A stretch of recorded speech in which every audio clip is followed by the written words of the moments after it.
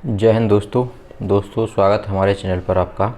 परसों दो न्यूज़ आती हैं। दिल्ली के पूर्व मुख्यमंत्री केजरीवाल को बाइज्जत बरी कर दिया जाता है शराब घोटाले में, और उनके साथ मनीष सिसोदिया जी को भी घोटाले से बाइज्जत सबूतों के अभाव में कोर्ट द्वारा बताया जाता है कि सबूत न मिलने पर बाइज्जत बरी कर दिया जाता है।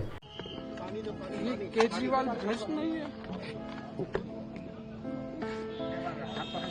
मैंने केवल अपनी जिंदगी में ईमानदारी कमाई है।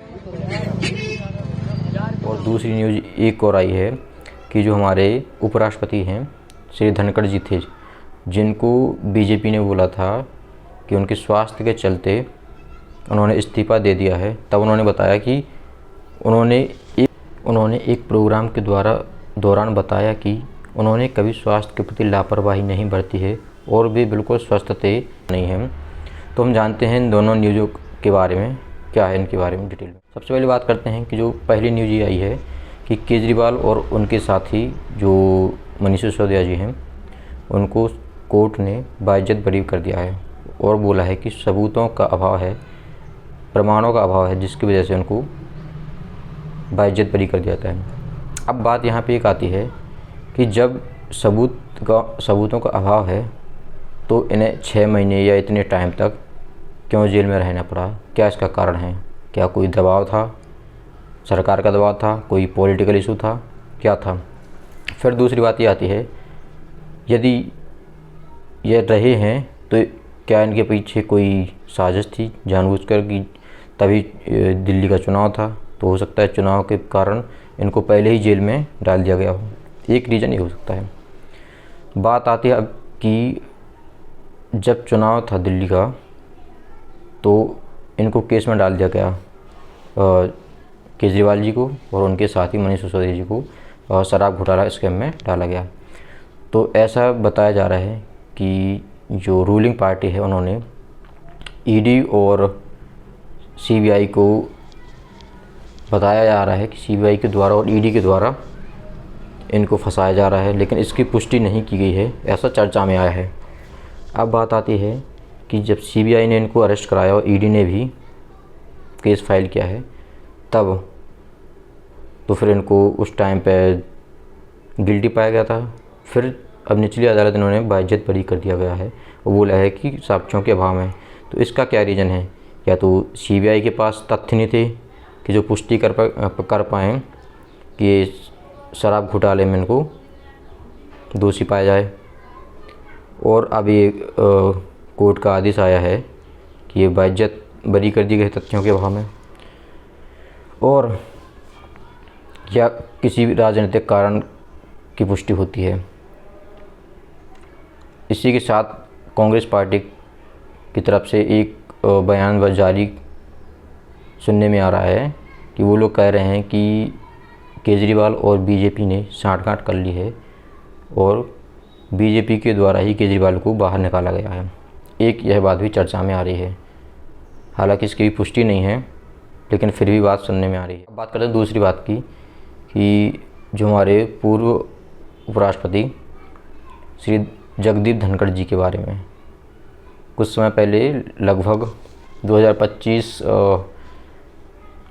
अक्टूबर नवंबर की बात है कि एक लेटर आता है जिसमें बताया जा रहा है कि श्री जगदीप धनखड़ जी की स्वास्थ्य के चलते वो इस्तीफ़ा दे रहे हैं।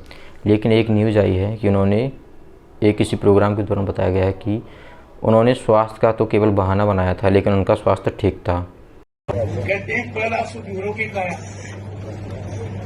मैंने स्वास्थ्य के प्रति कभी लापरवाही नहीं करती। मैंने जब कहा कि मैं पद त्याग रहा हूं तो मैंने कभी ये नहीं कहा कि मैं बीमार हूं।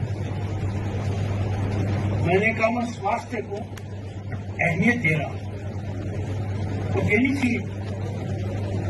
अपने शास्त्रों में लिखा हुआ अलग अलग कालखंड में कुछ कैसी जी है नहीं, कालखंड अलग अलग। और मैंने कितनी बार आपके लेख पढ़े, कई बार तो सीख लिए यहाँ छोड़ करके।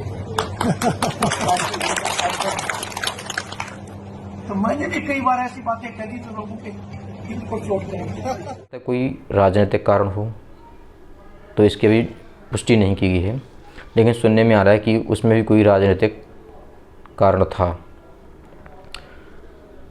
तो दोस्तों आज के लिए ये 2 ही बातें थी कि एक तो केजरीवाल जी वापस आ गए हैं, तो यहाँ पे एक बात और आती है कि अगर केजरीवाल आए हैं तो वीडियो में दिखाई दे रहा है कि वो रोते हुए दिखाई दे रहे हैं।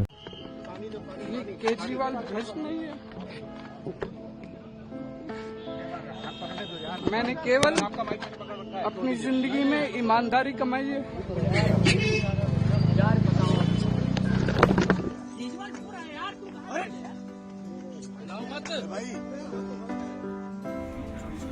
और बोल रहे हैं कि मैं गिल्टी नहीं था। तो यहाँ पे 2 बात आती हैं कि पहले तो ये दोषी पाए गए स्कैम में, और फिर दोबारा अब तथ्यों के अभाव में उन्हें कोर्ट ने बाइज्जत बरी कर दिया गया है। लेकिन हालांकि यहाँ हो सकता है ईडी हाई कोर्ट में या सुप्रीम कोर्ट में केस फाइल कर सकती है दोबारा, तो उसके बारे में बाद में जानेंगे। अब बात आती है कि जनता का भरोसा। जनता ने केजरीवाल जी को 2 बार मुख्यमंत्री बनाया और तीसरी बार में उनको बदल दिया क्योंकि उन्होंने काम नहीं किया या जो भी वादे थे उन्होंने पूरे नहीं कर पाए। फिर इनका ये स्कैम हुआ जो शराब घोटाला, तो उसमें इनको जेल जाना पड़ा। तो जनता का इन्होंने विश्वास तोड़ा है। तो जनता तो समझ गई है कि ये दोषी हैं, लेकिन हालांकि कोर्ट ने उन्हें बाइज्जत बरी कर दिया तथ्यों के अभाव में, लेकिन फिर भी जनता के कोर्ट ने उन्हें बोला गया है कि नहीं ये दोषी हैं। चलिए अब देखते हैं कि आगे क्या होता है राजनीति में। तो और कोई अगर इससे अपडेट आती है तो मैं आपके लिए बता दूंगा। तब तक के लिए धन्यवाद। जय हिंद, जय भारत।